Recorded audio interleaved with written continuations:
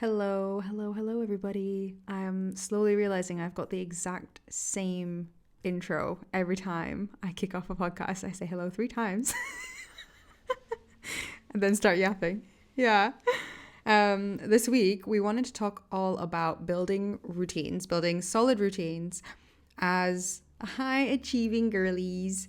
Because I think, ironically, as someone who is quite high achieving, I dream big, I'm quite ambitious. I'm also someone who's really struggled with the idea of a routine, consistency, discipline, and also having a routine that's actually like it correlates to the things I actually want to do rather than thinking, I need a morning routine. I'm going to wake up, stretch, drink some water, and then I just feel lost because I'm like, I've never done these things before. So I wanted to talk about how to actually build that this year, because I presume a lot of us will have goals and ambitions and resolutions to maybe clean up our routines and do a bit more with them, have a bit more purpose tied to them, have them help us achieve habits that we maybe want to achieve this year or be consistent with this year. So I wanted to talk about it a little bit. I want to start with a morning routine. Let's start with a chronological order of the day, I guess. Morning routines. I currently have no like formal structure around my morning in terms of like, okay, there's 5 key things I do to kick off my day. There's things I do to ensure that I'm not like crashing later on in the day, and then I also don't feel crap by the time midday rolls around. So I like to have breakfast. I like to have like a nutritious, high protein breakfast. I would like to drink more water, struggling to make that like more of a habit right now. I've always struggled to make that habit when I wake up. It's really weird. And this time last year, because we were gearing up, actually not this time last year. Yeah, this time last year, we were doing 75 hard. And my morning routine was so amazing. Me and Sam would wake up, we'd go for our walk, because it would still be dark. So by the time we get back from the walk, the sun is rising. I feel amazing because I've just been for a walk. Then I'm like more inclined to have my water. Sometimes I go to the gym. I still had my full-time job then, so I just kind of like prepare to start work really and like feel good about it. And I really want to do more of that this year. And before I start talking about how to build more habits, Farah, tell us more about your morning routine. Do you have one? What do you want to incorporate into one? Do you even like think that they're crucial to success? Well, I've heard that they are, so I'm inclined to believe Someone said that they are. that they could be. But in terms of my own, I don't really feel like I can class what I do as a routine because I'm not that intentional with it, if I'm totally honest. Like, I just do what I feel like I need to do to wake up. Like, I shower, I brush my teeth, I wash my face, and then I pretty much start my day. And I think at the moment I just do the very bare minimums, which isn't something that I want to continue doing. Like, I definitely do see the benefits of a morning routine, and I've seen so many videos and podcasts of people talking about how helpful it is to set up your day in the morning with the things that you do. And I've definitely trialed doing bunch of other things in my morning to set me up for the rest of the day, like meditations and journaling. But I think because of my nature, I've always kind of implemented these things with an all or nothing approach, and I think that's where I've fallen down and failed in it a little bit. And that's kind of how I need to like reevaluate how I do it, because I look for, okay, well, I'm going to just revamp the whole routine altogether all at once. And I think I just want to like do things too quickly and just like get it done. But then things like by doing things that way, it's not going to stick. Like, I will do it for a couple of days, a week, and then I fall off again because it's been too much of an intense shift. So that's kind of what I've realized about how I've approached it in the past. And saying that, I have also tried habit stacking as well, which definitely is something that has helped me a lot, like with skincare. So skincare is something that I've been doing very consistently, well, in the past year and continuing into 2025. And that's something embarrassingly, I never even like considered properly. It just wasn't really something on my radar, or like obviously I knew I wanted to take care of my skin, but I was just so lazy. I did not have a routine with it at all. And that's something I've been able to successfully habit stack onto just what I do in the morning and the evening, because I had a bit of a routine or things I would do. So I would just habit stack it onto those existing routines that I had. But in terms of adding more to it, I haven't really got that far, because I think I just like overwhelm myself very quickly. And then I feel like if I don't get up early enough, then there's not enough time to do all these 101 things I have planned to do in my routine before my day actually starts. And then it just becomes this like chore rather than something that I'm doing because I want to, and I'm trying, there's like a bigger purpose behind it. So I think mornings are still a bit of a struggle for me in terms of a routine. I'm a bit better with nighttime routines, I would say, just because I feel like I can plan for them a little bit better in terms of me winding down for the day and like things I want to tick off before I actually get into bed. But in terms of like waking up in the morning, I feel like that's very as and when I decide I want to get out of bed, and then what I want to do before like my actual like work day starts. And so I find that a bit trickier. Do you have a nighttime routine as well as morning, or just the morning? Well, as you started talking about my nighttime routine, I started thinking, oh, I think I started this conversation wrong, because instead of chronologically, I should have started with nighttime, because that like The day precedes the before. morning. Yeah. Right. I feel like now the last like few months I've definitely had a bit of a nighttime routine in terms of like because I got my red light therapy mask. It's like been a core part of my nighttime routine, because I've wanted to be consistent with this red light therapy, because red light therapy is only beneficial if you do it consistently. And I've known that. And in my head, I'm like, we're not buying a full on friggin' mask and then I'm just like letting it collect dust in the corner. I'm being consistent with this. So I've had clarity and I have more purpose behind why I need a solid nighttime routine. So because I'm like, okay, I need to sit there without any skincare on, because you need to use the mask on like dry, clean skin. I'm like, okay, well, that means I need to get ready for bed before I use the mask. And I also need to do this at a reasonable time, so I'm not like disturbing Sam by doing this really late. So I've not had any late nights in a really long time, which is something I'm quite happy about. But in terms of routine, it all revolves around that. Like I'll do my nighttime skincare, brush my teeth, do all that stuff, PJs. Sometimes I'll, like, depending on the day of the week, sometimes I'll do like oil in my hair. I do my like Aquaphor on my hands. And I was really good at reading and I've fallen off that, which is really annoying. Like right now, because I'm doing the challenge, I will just randomly read throughout the day, because I'm like, I need to just read 10 pages a day rather than like it's an actual core part of my day. But previously especially 75 hard, like this was like the golden time in my life. My nighttime routine was like reading 10 minutes because I had to. It was like do or die. Journaling a little bit if I hadn't journaled in the morning. And now obviously I'm stacking my red light therapy on that, doing my Duolingo of the day, which is becoming a part of my nighttime routine because I leave it to the last minute. And then also what I do every single night before, without fail, is planning the next day on my Google Calendar. And that's even if I'm not doing anything. I always just like, I have these floating, like repeating time blocks in my Google Calendar, and I'll just like move them around on my phone while I'm sitting in bed.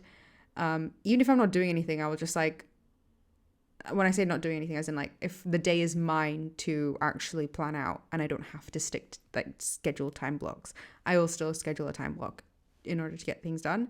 So that's been like a core part of my nighttime routine, but I really wish I had a more relaxing one in terms of like no digital stuff, no screens, more reading, maybe more journaling, and like also doing all that earlier in the evening, because I go to sleep at like 11, half 11, which is not ideal for my ideal morning routine. But what about you? If that's something you've nailed, because I feel like also when you were talking about the skincare routine and you said embarrassing, I was like, absolutely not, because Everyone's got like things that they've never got a handle of at any given age, right? And the fact that you've still managed to create a routine out of your skincare and also keep that a routine, because it's so easy, like as you said, it's just so easy for things to just like fall off and like not really be a part of your day. So you've like permanently implemented that into your life now, which I think is really good because you've changed that part. So I presume there's an element of that you've got in your nighttime routine as well. Yeah, so I also do that at night. And I think the majority of my nighttime kind of routine revolves around like preparing for the next day and planning for it, because I think that's probably why I don't put that much pressure on the morning routine itself, because I I don't allow myself to have to think about, okay, what am I doing in the day in the Yeah, morning? that's such a key thing. So I prefer to do that in the night before, so then I know what my day entails, what I need to do, even like what food I'm going to eat in the day. All those kinds of things I like to do the day before, so then it just takes the thinking out of figuring stuff out the next day. And that's something I've done consistently for a bit now.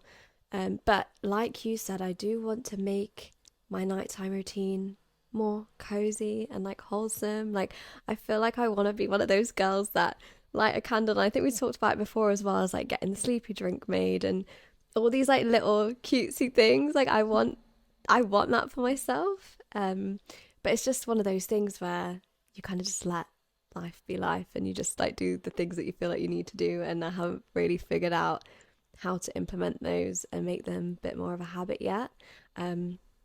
More so because I've just been here, there, and everywhere recently with like moving out of my flat and all those things. I think once I'm actually settled, those are the kinds of things that I want to be implemented into my nighttime routine as well, and actually like fully winding down. And also what you mentioned about like screen time as well, and actually turning screens off like way before I go to sleep, because that's something I haven't really figured out properly, because it's just so easy. Like, the last thing I do is probably just like double check my calendar, or just like even anything to do with my phone. It's just a habit that I will still be on it right up until I go to sleep, which is so unhealthy. So that's something I want to be able to stop doing as well. Well, it's interesting. Okay, so if we both have that goal, I'm thinking in my head, like the way you build routines is by like reverse engineering what you actually want to achieve during the day, right? Mm-hmm. So like if we both have this goal of not wanting to spend as much time on using a screen at night, which means like technically I need to do all of my screen usage during the day. So I'm thinking, instead of like, for example, leaving my Duolingo and my daily planning to sitting in bed and doing it, even if I'm habit stacking my red light therapy with it, maybe I could do that like while I'm having dinner, or like I know I need to get into the habit of doing my Duolingo in the morning, like first thing I wake up. And that's purely because I can't risk my streak. And by leaving it late at night, I'm risking my streak. So for me, it's like, okay, to reverse engineer my nighttime routine, I actually need to adjust my morning routine, which gives me more purpose for actually doing things in my morning routine. Going back to what you said at the beginning in terms of like habits are really easy to like fall off if you don't have that like sense of purpose and like why you're doing it. And like I've fallen into the trap of doing that before, where I'm doing something because like I've seen someone talk about it online in terms of like them having a great day because they did this one thing in the morning. So then I try and do that one thing in the morning and I'm like, it's not sticking. It's not giving me, well, it might give me a great day, but then I'm like, well, I had a fine day before this, so why am I doing it? No impact. No impact, yeah, no positive, no net positive. So like now knowing that like, okay, I'm not just doing my Duolingo in the morning for the sake of doing my Duolingo in the morning. I'm doing it so that I have less of a reason to go on my phone at night, is like more incentive. So maybe incentive is the right word to use here. It's like, how can you incentivize yourself to do certain things at certain times in the day in order for you to actually achieve the overall goal that you're going for? What other goals do you have in terms of like your routine? Because like one of my big ones is like morning movement. I'm really bad at like I know I want to get the morning movement in, but I will put it off. Like I'll have my breakfast and be like, okay, I'll go to the gym in an hour, and then an hour will pass and I'll be like, I'll go to the gym in another hour. But then because it's been 2 hours, I'm like, I need to have a second breakfast. So then I just keep like pushing it and pushing it and pushing it. I don't know if you struggle with anything like that in terms of like anything maybe more big that you want to add to your routines that you really struggle to add. It probably sounds a bit bad, but I don't eat breakfast like at all. And that's something that I need to start doing in the morning, but it's a similar issue where I will wake up and then I don't really want to rush to eat as soon as I've woken up. So I'll give myself some time and I'll do all my other things. And then I'll let time pass to the point where it's pretty much lunchtime. And so then I skip straight to lunch.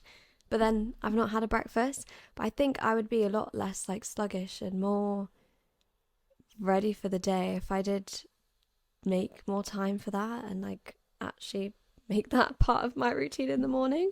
But at the same time, I don't know what it is about breakfast that I just can't get on board with, and it sounds like such a silly thing to like just eat.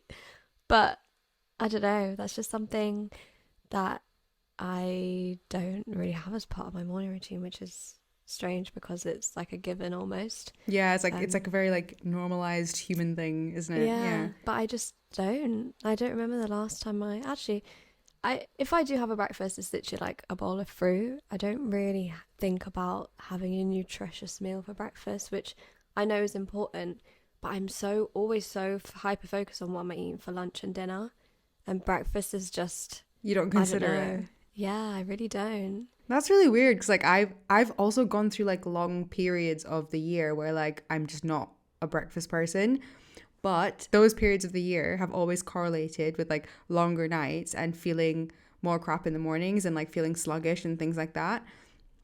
And for me, eating breakfast and like trying to get into the habit of eating breakfast has been like incentivized by the fact, okay, I do want to actually move more in the morning.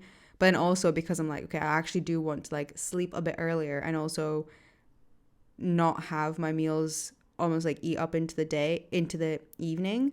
But then I also feel like meals is very personal because like I know some people who really thrive on like 2 huge meals a day, and like the timing of them may not matter as much. I think it's like, I feel like this is more of a like intuitive conversation, because if you wake up and you're not hungry, but you do have 2 big meals in the day, and like snacks and stuff, you're probably eating enough calories, and you trying to like force yourself to eat breakfast is just like, well, if you're actually eating fine during the day and intuitively you don't feel like you need to eat breakfast, that's fine. But then if you actually want to change that evening portion of your day, then breakfast is supposed to be better. And then there's also things like, sorry, I'm going on a tangent right now, but there's also things like, for women, I've heard that having high protein, high fiber first thing in the day is like better for our hormones, rather than like having an empty stomach, especially when you're like working and like we're probably doing the most productive stuff in the day during these like morning and early afternoon times anyway. So that's always like been in the back of my mind as well when I'm like thinking about like my meal times and what's going into my food and stuff. So I don't know, I feel like it is hard to decide how to plan your meals, and also like it is actually such a big change to try and change your own meal times, because your body's going to be so used to eating later in the day. Like you don't wake up hungry. It's hard. Yeah, well, to be honest, I feel like I eat earlier because of that meal that I don't have, because then I'll have my lunch earlier than I probably would if I'd already had a meal in the morning. But there has been occasions where I have tried to have like a proper breakfast, and I did get into a good habit of doing that maybe a few months back. But then that did mean that I was eating my lunch later because I was already full enough to last me that good few hours that I would be eating my lunch. And then it'd push back my dinner as well. But then I don't know why I just stopped. I just felt like, I don't know, I think I'm just a bit lazy in the mornings, and I just don't want to make that extra effort to make an extra meal. Especially because I just enjoy, like, the dinner and lunch meals more than I enjoy that kind of food that you eat in the morning. But you could just have like a lunch meal for breakfast. Like I've done that a few times. I've done that too, but then I'm like, but then what do I eat for my actual lunch? And then what do I eat for dinner? Then it just becomes too lunchy all day long. Like, I don't know. Then I'd end up still like not having a meal in the day, or maybe I'd skip lunch instead because I've already like had a lunch. I don't know. But Oh my God, your brain is so like the way it's like separating out all the meal categories is so funny. as in like what you would eat normal lunch meals for breakfast. Sometimes when I'm like, I've had too much sugar this week, I'll have a savory breakfast. So I'll just have like a lunch type meal for breakfast. And sometimes I'll have the same thing, but that's because, Yeah, on an occasion, but I think doing that on a regular would be a bit odd. Like if I woke up and just had like a shepherd's pie for breakfast. I nah, just who don't thinks think I it's would going to be do odd? that. I think it's odd. Like You're I judging wouldn't, yourself. I don't think I would, I'm just not inclined to eat that heavy of a meal that early in the morning. Like it just doesn't make sense to me. Okay, well, yeah, but it doesn't have to be a shepherd's pie. Okay, but then what are the lunch meal? Like, I feel like any lunch meal, I just wouldn't routinely eat that for breakfast. Like Well, what first thing about in the like a morning. brunch meal? You know, like eggs and toast, avocado toast, Yeah, so that's what I halloumi. think of as when I think of a breakfast. But my issue is like it's just a lot of effort to make a meal like that. To then It is, and you know what? I actually saw this TikToker, and she's a Virgo, which explains everything. But I love her. Because she like makes loads of like really amazing meals, but they're like really well thought out in terms of how like nutritious and like good for you they are. Like she Mhm. makes like bone broth hot chocolate and stuff like that. Which, yeah, no, it sounds funky. I've not tried it yet, but loads of Okay. people are trying it, and I'm like, okay, I kind of need to because surely this should be disgusting. Yeah, that Um, sounds but yeah, she makes stuff interesting. like that, and like she has a series on TikTok that's really famous. It's actually her handle is like Glow with Ella, I think, and she does these things called meal shortcuts, which I love. So she basically like preps like elements of her meals every week instead of like meal prepping, which I Mm. can't do. Like I've tried meal prepping before, and I get sick of the meal by like day 3.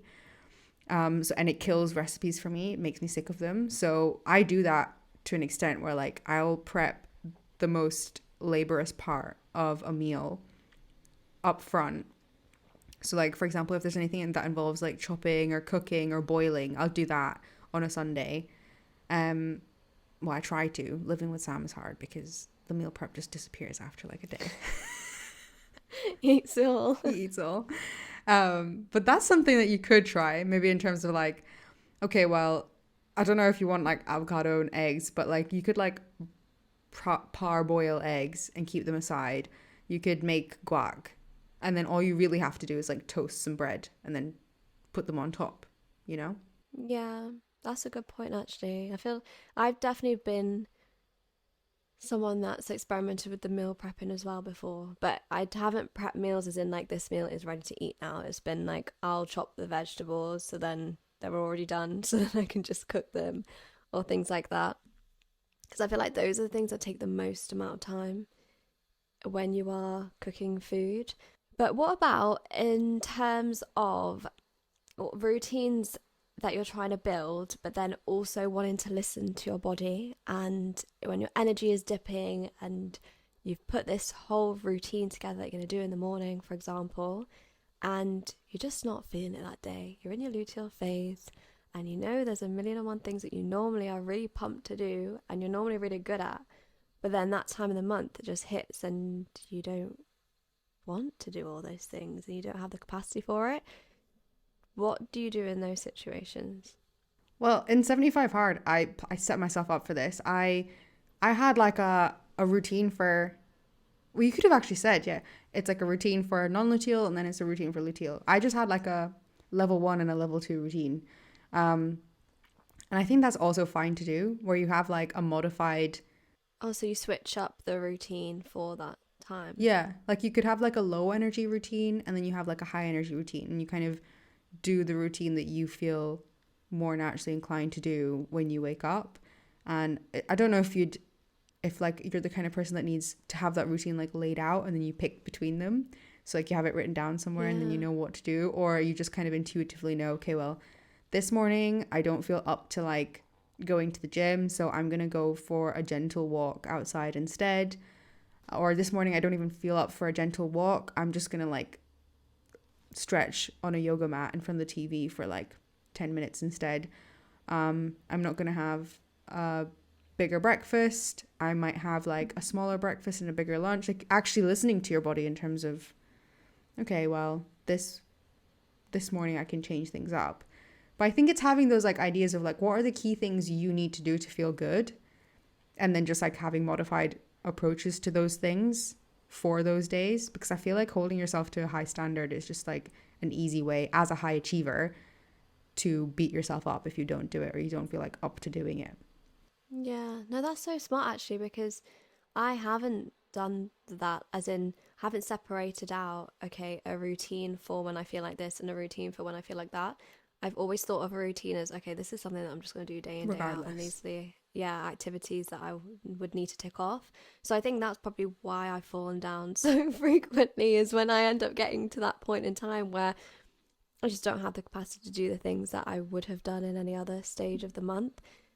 Then the routine kind of falls apart, or I just inherently make the decision, okay, I'm just not going to follow it now because I can't, and I don't have the energy for it. But then because it's kind of gone from 100 to 0, it's kind of hard to pick up again after that. And that's why then I have to do the whole routine again of like getting it back into being a habit and things like that. So that's really smart actually, just having a slightly altered version where you're still keeping up those things just in a different way. So you're still moving your body, but not necessarily doing like a full on workout. You're still eating a meal, but you're changing what you eat, things like that. So that's a really good tip actually, and that's something that I'm going to try do going forward, because I think that is largely why I've fallen down in the routines as well as like the all or nothing approach is not having like a backup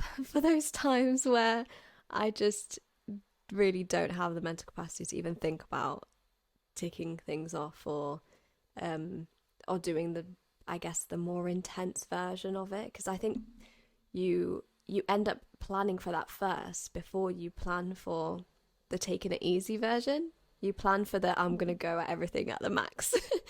And then you don't really think about, okay, well, when I don't feel like that, even when you're just like unwell, like especially this time of year, it's still winter, it's still cold, and you're just feeling a bit run down, are you still going to push yourself to go and do a full on gym workout? It just doesn't make sense to do that. Yeah, it's definitely like a balance of, okay, listen to your body and also know what it is you want to get done on a daily basis. But I like to also, like with some of my goals, I look at like what, not to bring software development into literally everything in my life, but I really like how things are approached in software development. And you can even ask yourself like, what does good look like every morning? And you could have like a good, a better, and like a best level. And as long as you're hitting that good, I think you need to just always be patting yourself on the back. Because I think the goal is like to avoid that feeling of beating yourself up and being super self-critical and then falling off and then like that cycle repeating itself. But what I also think is like really important is to still have standards for like yourself and your life that you stick to despite your energy level. So I feel like there is a level in which we should be pushing ourselves to show up for ourselves.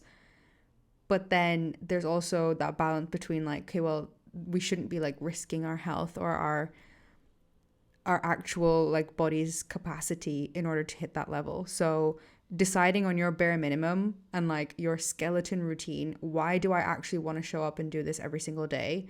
And deciding like what are the bare minimum things I'm going to commit to, and then if I feel good, I'm going to add all these like like sprinkles on top. And then and then just deciding which one of those you want to stick to every single day. I think that's important. Like it's important to balance the discipline versus your intuition and like your body's capacity to do something. Yeah, that's such a good point. And just on the point you made about tech in general, um, so I've seen a lot of people, especially when I was looking at like the winter arc and stuff, is people using AI and ChatGPT to kind of like carve out their routine for them and like figure out how they would do it. Is that something that you've done before? Or like in terms of just being a high achiever and someone that has a super busy schedule, getting help from AI to like help structure your day or like automate things, for example? Yeah. Well, you know what you said earlier in the podcast, like when with like daily planning, it's a nice way to just think less the next day and like use our brains less because we're using them all the time, probably like more than we actually need to as like, again, as high achievers. I think I like to use AI to like do the thinking for me. So sometimes if I'm like, oh, I want to implement this thing into my morning routine, but I don't know how, and then I would have to like think through it and like do all this thing where I want to figure out what's my good look like, what does my best look like, what does my better look like.